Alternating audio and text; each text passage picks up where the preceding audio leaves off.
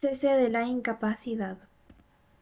El cese de la incapacidad o la restricción a la capacidad debe decretarse por el juez que la declaró, previo examen de un equipo interdisciplinario integrado que dictamine sobre el restablecimiento de la persona. El juez competente para proclamar el cese de las restricciones será el mismo que en su momento las había impuesto. El juez, ante la solicitud de los legitimados, quienes podrán promover un nuevo procedimiento para determinar el cese de las restricciones a través del dictado de una nueva sentencia, podrá disponer el cese total de las restricciones o bien que éste sea solo parcial. En este último caso, se podrá ampliar la nómina de actos y de funciones que la persona podrá realizar por sí misma o con asistencia de los apoyos. En efecto, cuando la sentencia haya sido de incapacidad en el marco del procedimiento para el cese, se podrá dictar de una nueva sentencia. Primero, que resuelva el cese total y definitivo de la incapacidad. Segundo, que confirme la sentencia actual. Tercero, que convierta la incapacidad en capacidad restringida, con la especificación de las restricciones y con el nombramiento de los apoyos necesarios. En cambio, cuando la sentencia haya sido de incapacidad restringida, la nueva sentencia podrá, primero, resolver el cese de las restricciones, segundo, ampliar o disminuir la nómina de actos que la persona podrá realizar por sí sola y si requiere de nuevos apoyos, tercero, mantener la situación actual sin modificaciones. De acuerdo con lo dicho anteriormente, cualquiera sea la sentencia que se dicte, deberá inscribirse en el registro del estado civil y capacidad de las personas para la debida oponabilidad a terceros. Internación de la persona. Régimen legal. En primer lugar, es necesario establecer qué se entiende por internación. Este refiere a aquella situación en que la persona pasa las 24 horas del día en un establecimiento, siendo irrelevante si ésta es cerrado o de puertas abiertas, porque lo que importa es que la persona reglamentariamente está bajo control de sus autoridades el día y la noche enteros. No entran en cambio dentro de la normativa legal otras formas de alojamiento que, como en el hospital de día o de noche, no son verdaderas internaciones. Por su parte, la Ley de Salud Mental número 26.657 en su artículo 14 prevé: la internación es considerada como uno de los un recurso terapéutico de carácter restrictivo y solo puede llevarse a cabo cuando aporte mayores beneficios terapéuticos que el resto de las intervenciones realizables en su entorno familiar, comunitario o social. Debe promoverse el mantenimiento de vínculos, contactos y comunicación de las personas internadas con sus familiares, allegados y el entorno laboral y social, salvo en aquellas excepciones que por razones terapéuticas debidamente fundadas establezca el equipo de salud interviniente. Caracteres, requisitos. En primer lugar, es importante señalar que la internación de una persona debe ser excepcional y solo debe ocurrir siempre que no haya otro medio de apoyo eficaz u otra alternativa para su tratamiento.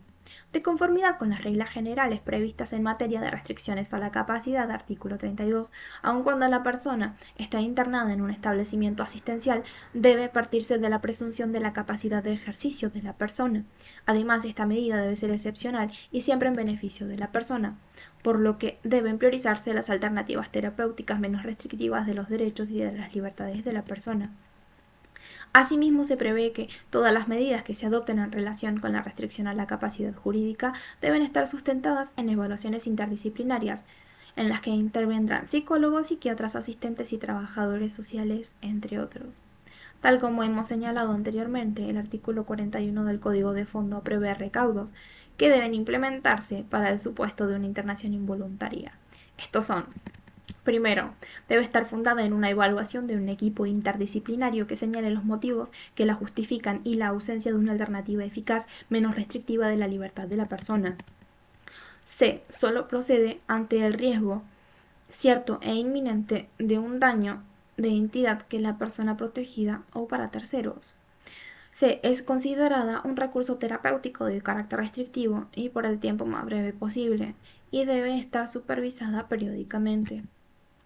D. Debe garantizarse el debido proceso, el control judicial inmediato y el derecho de defensa mediante asistencia jurídica. E.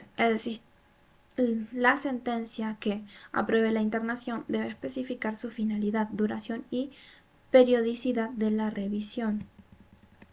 Por último, la norma establece que toda persona con padecimientos mentales, se encuentre o no internada, goza de los derechos fundamentales y sus extensiones. Desde otro costado, para el supuesto en que la persona se encuentra en una situación de riesgo para sí o para terceros y no pueda o no quiera recurrir a un establecimiento de salud, resulta de aplicación el artículo 42 del Código. De tal modo, la autoridad pública, concepto que comprende a cualquier funcionario público en ejercicio de sus funciones, como ser las fuerzas policiales y de seguridad, funcionarios de salud, jueces, entre otros, podrá disponer el traslado de la persona a un centro de salud, para lo cual contará con el auxilio de las fuerzas de seguridad y de los servicios públicos de la salud. Cabe aclarar que este traslado es para que la persona sea evaluada por un equipo interdisciplinario que determine si corresponda la internación o no. Sistema de apoyo al ejercicio de la capacidad, noción y funciones.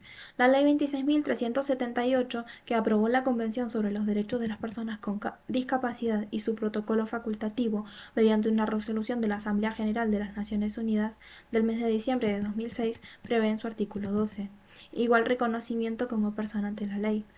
Los Estados partes reafirman que las personas con discapacidad tienen derecho en todas partes al reconocimiento de su personalidad jurídica. Los Estados partes reconocerán que las personas con discapacidad tienen capacidad jurídica en igualdad de condiciones con los demás en todos los aspectos de la vida. Tercero, los Estados partes adoptarán las medidas pertinentes para proporcionar acceso a las personas con discapacidad al apoyo que puedan necesitar en el ejercicio de su capacidad jurídica. 4. Los Estados partes asegurarán que todas las medidas relativas al ejercicio de la capacidad jurídica se proporcionen salvaguardias adecuadas y efectivas para impedir los abusos de conformidad con el derecho internacional en materia de derechos humanos. El texto de la Convención fue pensado para reemplazar el anterior modelo de situación de la voluntad del incapaz por la recuperación por parte de las personas con discapacidad del poder de decisión sobre sí mismos y sobre sus bienes, en la búsqueda de medidas de protección destinadas a proporcionar el apoyo necesario para colocar a estas personas en un plano de igualdad con los demás. El nuevo modelo reformula la figura del curador, quien ya no reemplaza al representado, sino que debe apoyarlo en ejercicio de sus derechos. Por su parte, el artículo 43 del Código define como sistema de apoyo para el ejercicio de la capacidad jurídica cualquier medida de carácter judicial o extrajudicial que facilite a la persona que lo necesite la toma de decisiones para dirigir su persona, administrar sus bienes y celebrar actos jurídicos en general. Las medidas de apoyo tienen como función la de promover la autonomía y facilitar la comunicación, la comprensión y la manifestación de la voluntad de la persona para el ejercicio de sus derechos. El interesado puede proporcionar la designación de una persona o más personas de su confianza para que le presten apoyo. El juez debe evaluar los alcances de la designación y procurar la protección de la persona respecto de eventuales conflictos de intereses e influencias indebidas. La resolución debe establecer la condición y la calidad de las medidas y, de ser necesario, ser inscripta en el registro de capacidad de las personas. Los apoyos que se designen pueden ser de los más variados. Pueden consistir en apoyos terapéuticos, de intérpretes, de un curador, de asistencia tecnológica, entre otros, es decir, cualquier medida de protección destinada a colocar a las personas con discapacidad en pie de igualdad con los demás. De la lectura del mencionado artículo se advierte que el apoyo deberá garantizar la búsqueda de la voluntad de la persona, lo que ella hubiera querido, quiere o podrá querer, valorando todas las herramientas y referencias posibles, sin limitación. Si esta voluntad no fuera expresa, deberá tratar de construirse a través de distintos elementos constitutivos de la persona.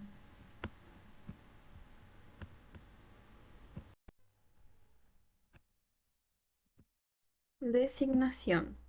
La designación de los apoyos será efectuada por el juez, quien valorará la propuesta de la persona interesada, si la hubiera, o designará los apoyos que estime necesarios para garantizar el respeto de los derechos de la persona discapacitada, para evitar un conflicto de intereses e influencias indebidas. Esta designación podrá recaer en una o más personas que cumplan la función de apoyo para la toma de decisiones en la vida cotidiana de la persona, debiendo adoptarse las debidas salvaguardas, como ser las garantías del procedimiento, del derecho a ser oído, a contar con asistencia letrada, o que su sentencia sea revisada al menos cada 3 años y que se realicen exámenes periódicos, entre otras.